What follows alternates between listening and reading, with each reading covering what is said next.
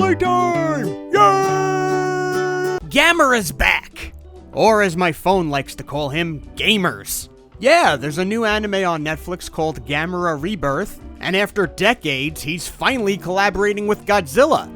Albeit in Godzilla Battle Line, which is just a mobile game. But today we're going back to the late 1990s, when the Gamera Heisei trilogy was in full swing, and attempts were made to bring more of the big turtle to the American audience.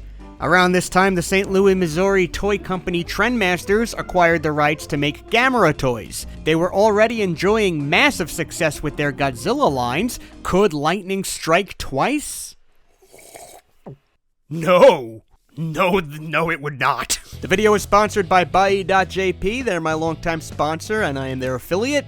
It is a Japanese proxy website where you can use their site or app to shop from Japanese stores or bid and buy on Japanese auctions. If you sign up using my link in the description, not only does it help the channel, but you will get 2,000 yen of free money to start your shopping from Japanese sites and auctions. You know the drill. I'm just going to keep this banner up a little bit.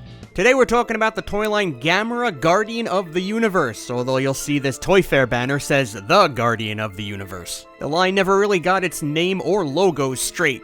It consisted of 6 monsters from classic Gamera films, all updated into that 1990s Trendmasters style we all know and love. It's hard to pinpoint exactly when the Gamera toys hit shelves. Some sources seem to point to it being as late as the year 2000. The first wave would be the only wave, and the figures were released with little support. No toy commercials, no cross-promotions, just a line living or dying by Gamera's Western notoriety from the classic films or the Heisei releases. And it died. It came and went so quick that for some of you, this might be the first time you're hearing about it. Like some of the Godzilla toys, the same molds were available with and without sound functions, with regular figures being sold on card and sound figures in these open boxes. The back of the card showed the whole toy line with biographies, and these bios aren't messing around. Gauss awakens from his slumber, craving blood! Even when he retreats from battle with body parts blown off, Gauss regenerates the limbs and returns to win the war! I actually think the Gamera bios are written better than the Godzilla bios that Trendmasters did. But what I find interesting is what isn't on the back of the packaging. There's absolutely no trademark information, no UPC, no Trendmasters address, there's nothing. And inside things look pretty bare as well. You get nothing but the figure and its projectile. Yes, Trendmasters gave almost all of these toys launching projectiles. Classic Trendmasters!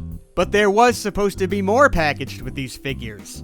The 1997 dealer's catalog references trading cards just like the Godzilla toys got, and that would have been awesome. And it also states that the open box figures would have come with a computer activity disc, which is something Trendmasters was doing with a bunch of its toy lines around this time. But no cards, no discs. Gamera went out the door as is. But let's dive in. Here's the star, Gamera. You'll immediately notice his projectile is in his mouth, just shoved down his throat. Because Trendmasters.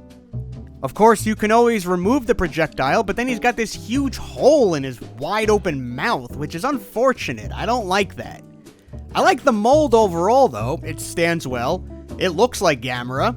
I really like the colors.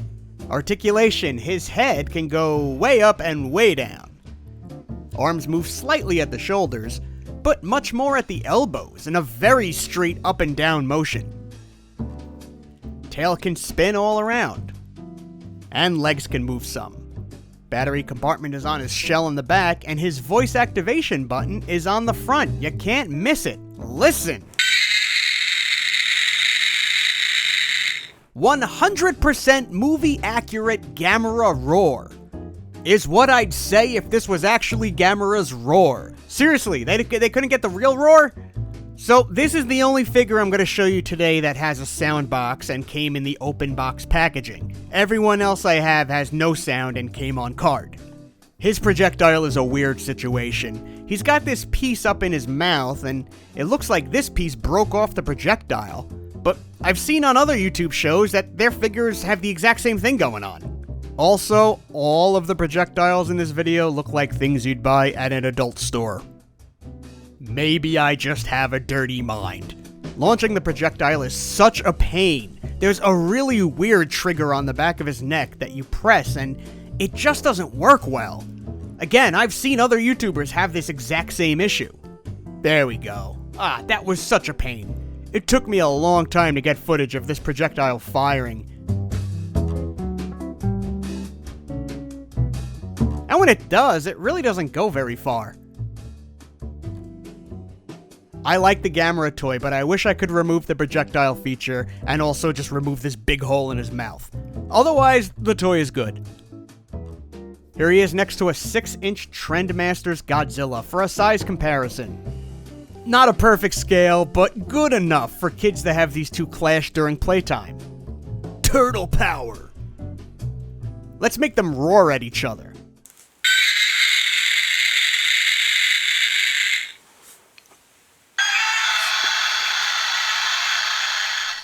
Wait.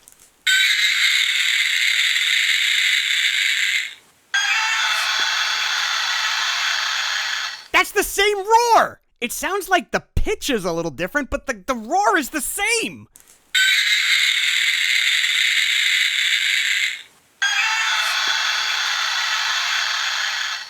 Gamera roars once while Godzilla roars 3 times. I can't believe they have the same roar. Does this count as a crossover? I'll teach you to steal my roar. Come here! Gauss! Gauss can stand. It's not simple, but it's not hard either. He's got these wings that can turn, and they are my favorite part of him. I really dig the veiny wings. Itty bitty eyes. Once again, we've got a mouth wide open for his projectile, this time with a hole going all the way through the head. He looks like the Punisher just shot him through the mouth. I thought I had his projectile, but I can't seem to find it. But it looks like this. His head can turn side to side. Takes a little bit of force. Tail can spin. Legs can move only at the top. It looks like his knees and even his ankles can move, but they don't. On his belly is where the voice button is. It's so weird that you can still see the button, but there's no voice box. And of course, the buttons don't press. Here's Gauss next to Gamera. And next to King Ghidorah here. And here's the ultimate tag team match. How much would you pay to see this? Moving over to Giron the Saber Beast. He's down on all fours and he's a little grumpy. Look at him. Look at a little grumpy face. Is it because in this toy line his name is Gilon? Me. As you can imagine, all 4 of his legs move. And his tail can turn. His head looks like it turns, but it cannot. And his button, not button, is on his back here.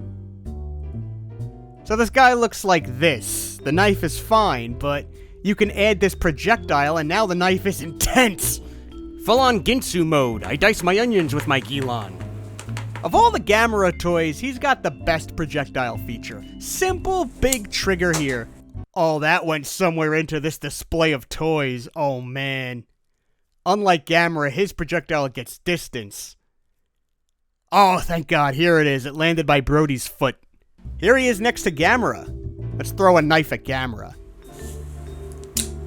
That thing shoots with so much force and speed that it's only 3 frames of this video. Jiger's here. His projectile is his horn. So his is a case where you need the projectile to absolutely complete his body. And I need to be careful because his projectile can sometimes go off on its own. He's another guy on all 4s, so before we dive in, let's just put him next to his quadruped buddy here. Also, same deal, all 4 legs move, but this time tail does not move. Head can turn. His button, not button, is here on his back. Here's his horn. He's got another bad trigger. It's tiny and it could break off easy. And it doesn't work very well. I can't seem to get it firing right now. I just can't. This should be easy, but mine's just not doing it right now. Maybe he's got performance anxiety. Well, here he is next to Gamera. Oh, there it goes. Viras is my favorite from this line, maybe because there's no projectile here, but also I love this silhouette of this figure. And this one towers over Gamera a little bit, as you can see here.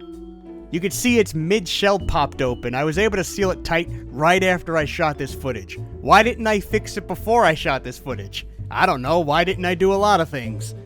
There are 4 tentacles that can turn all the way around, in the front, back, and each side. The head can spin all the way around as well. These guys on the top look like they might turn, but they do not. Look where his button is. It's right under the beak, like a goatee. Here's the back. Again, this one's my favorite of the bunch. Not my favorite character from Gamera, just my favorite figure from this line. Last is the aquatic alien space shark Jiger. It's another fine mold. Head turns. 2 spin fins. Legs can move. And this one's tail can turn. Not button is right there on the chest, under his beak. This is one of those through-the-head missiles. It's pointed downward, which I guess is good so I won't lose it filming this. I'm telling you, man, adult store. I don't like the Trendmasters missiles that work by pushing the back of them. I like easy, intuitive triggers. But otherwise, I like this toy. It's fun to see American merch of these guys with some 1990s edge, and he's no exception. Here he is next to Gamera. The dealer's catalog shows prototypes of these toys, and they're painted very differently. They're much more vibrant and different colors. Do you like these guys more, or the ones I showed you? Also in the dealer's catalog, there's a full-page image of Gamera, but that's not the Trendmasters Gamera. I believe that's the 1995 30th anniversary Bandai Gamera. They showed a completely different toy. Classic Trendmasters!